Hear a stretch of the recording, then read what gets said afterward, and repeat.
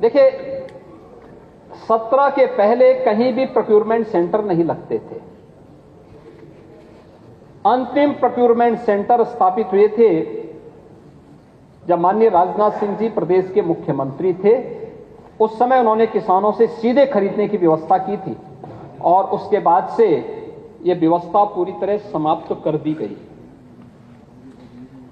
आज प्रदेश के अंदर धान के लिए भी, गेहूं के लिए भी, मकई के लिए भी, बाजरा के लिए भी बाकायदा प्रोक्योरमेंट सेंटर स्थापित होते हैं। एमएसपी का दाम दिया जाता है। मंडी शुल्क को 2% से 1% भी हम लोगों ने किया। और यही नहीं किया, सरकार ने इससे भी आगे जाकर के व्यवस्था बनाई कि अगर किसान की उपज का दाम मार्केट में ज्यादा है तो किसान को मार्केट में अपनी उपज को बेचने की पूरी स्वतंत्रता होनी चाहिए। उसमें कोई कैप नहीं होना चाहिए, किसी भी प्रकार की उस पर कोई सख्ती नहीं होनी चाहिए। किसान के हित के लिए सरकार के द्वारा उठाया गया कदम है। और उसी पे अगर मैं आता हूं कि प्रदेश ने अगर इस दौरान जो खरीदारी की 2017 में, हम लोगों ने जो अन्नदाता किसानों को गेहूं के उसमें 36,99,000 मीट्रिक टन का प्रोक्योरमेंट किया था, जिसके माध्यम से किसानों को 8,06,46 किसानों को 6,011 करोड़ रुपए का भुगतान किया गया।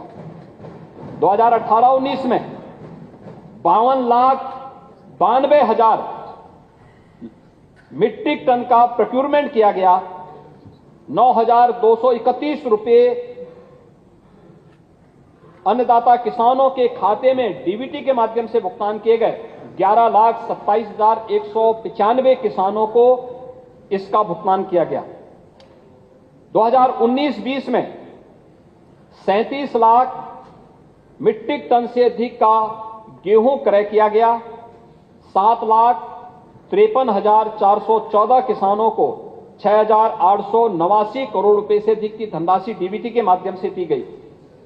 21-22 में 56,41,000 मीट्रिक टन का प्रोक्योरमेंट किया गया, जिसमें 13,01,753 किसानों को 11,141 करोड़ रुपए से अधिक की राशि डीबीटी के माध्यम से भुगतान की गई।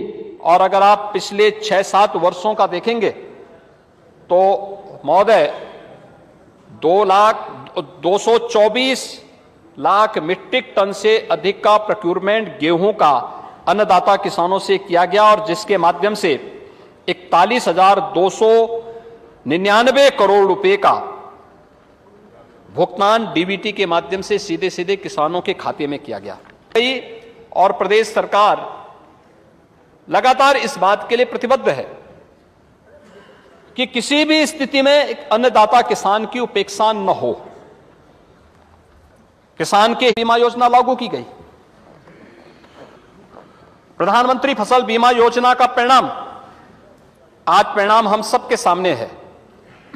2017 से 2022-23 के बीच अगर हम प्रधानमंत्री फसल बीमा योजना से लाभार्थी किसानों की संख्या देखें, या आपदा के कारण जिन किसानों को नुकसान होता है उन किसानों की संख्या देखें, तो लगभग 50 लाख किसान प्रधानमंत्री किसान सम्मान निधि से लाभान्वित हुए हैं, जिनके पास इस दौरान 4,228 करोड़ रुपए डीबीटी के माध्यम से उन सभी किसानों को प्रधानमंत्री किसान सम्मान निधि के माध्यम से उन्हें पहुंचाने का कार्य हुआ था। इसके साथ ही प्रदेश के अंदर किसानों को अलग अलग समय में जो लाभार्थी किसानों को, यानी चाहे वह रबी हो, खरीफ हो, इन सभी फसलों में इस सुविधा का लाभ दिया गया। प्रदेश के अंदर मुख्यमंत्री कृषक दुर्घटना बीमा में भी जिन किसानों की दुखद मौत हुई, जनहानि हुई, वहां पर सरकार ने अनेक रिफॉर्म किए और अब तक 9,710 यानी 23-24 में प्रदेश सरकार ने 750 करोड़ रुपए केवल इसी के लिए बजट रखे और इसमें 9,710 किसानों को अब तक 435 करोड़ से अधिक की धनराशि का वितरण भी किया गया है।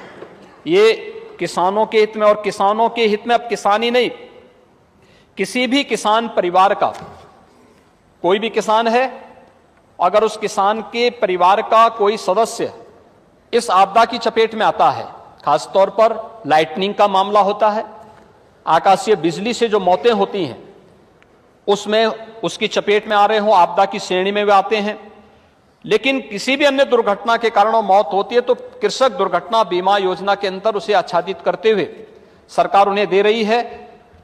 और उन किसानों को ही नहीं, किसान के अलावा किसान के साथ जो सहयोगी किसान हैं उनको भी इसके साथ जोड़ने की कार्रवाई हमारी सरकार ने किया है और इसके माध्यम से किसान इससे लाभान्वित हो रहा है। महोदय, प्रदेश के अंदर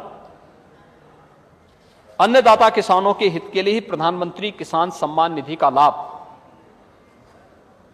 2,61,00,000 किसान प्राप्त कर रहे हैं और 2,61,00,000 किसानों को अब तक 59,105 करोड़ रुपए डीबीटी के माध्यम से 2,61,00,000 किसानों के खाते में अब तक गए हैं। महोदय, इसके साथ ही प्रदेश ने जो बड़ी डींगे हाँक रहे थे नेता विरोधी दल, ऐसे लगता था कि इन्होंने जैसे कोई कुबेर का खजाना खोला था। अब इनके कुबेर के खजाने को देख लो। मुख्यमंत्री राहत कोष से 12 से 17 के बीच में, नोट कर ले, इनका कुबेर का खजाना क्या था। कुल 552 करोड़ रुपए प्रदेश के गरीबों को वितरित हो पाए थे, 552 करोड़।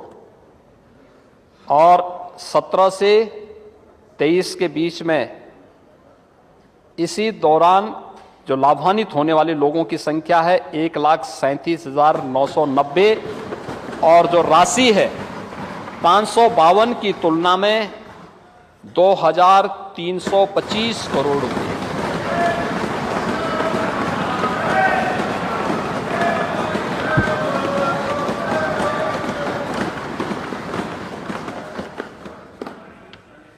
यानी इन लोगों ने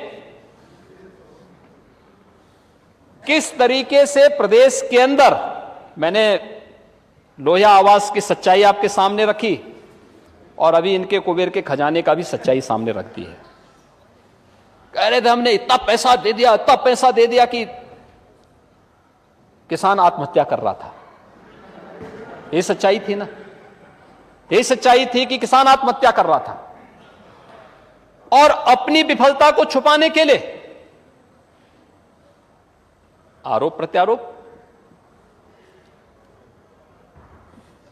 हमेशा धोखा देने की प्रवृत्ति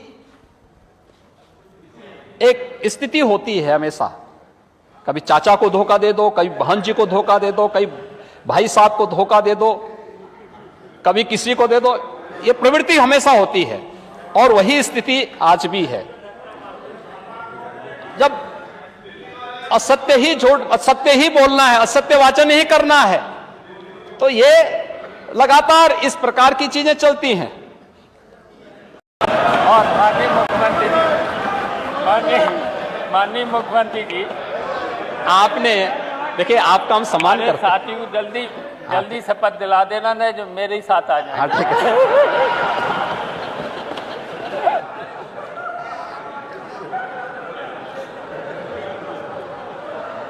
आपने, शिवपाल जी, आपने अगर ये इमला सत्ता में रहते हुए भतीजे को पढ़ाया होता ना, तो संभवतः कुछ अन्नदाता किसानों का हित हो गया होता। लेकिन भतीजा है कि सुनने को तैयार ही नहीं आपकी बात को। तो इंजीनियर हो गए, फिर मुख्यमंत्री हो गए।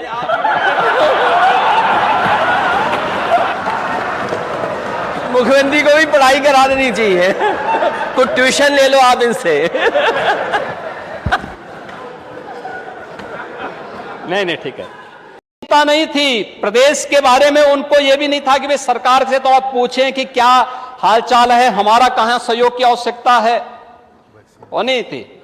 उल्टा वैक्सीन का विरोध करने के लिए चल दिए, वैक्सीन का विरोध। आप सोचिए, आज दुनिया कह रही है, भारत दुनिया में पहला देश है जिसने 220 करोड़ वैक्सीन की फ्री डोजेज अपने नागरिकों को दी।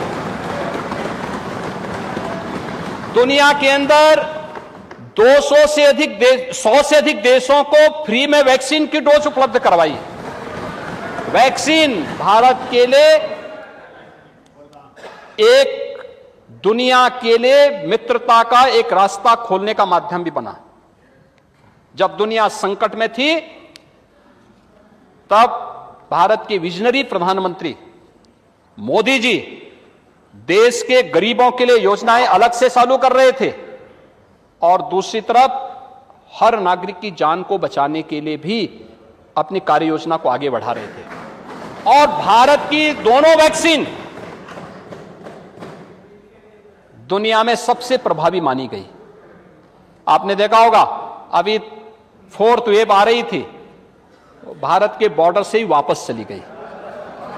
चीन के अंदर महीनों तक बाजार बंद थे, यूरोप के बाजार बंद थे, यूरोप बंद था, चीन महीनों तक बंद था।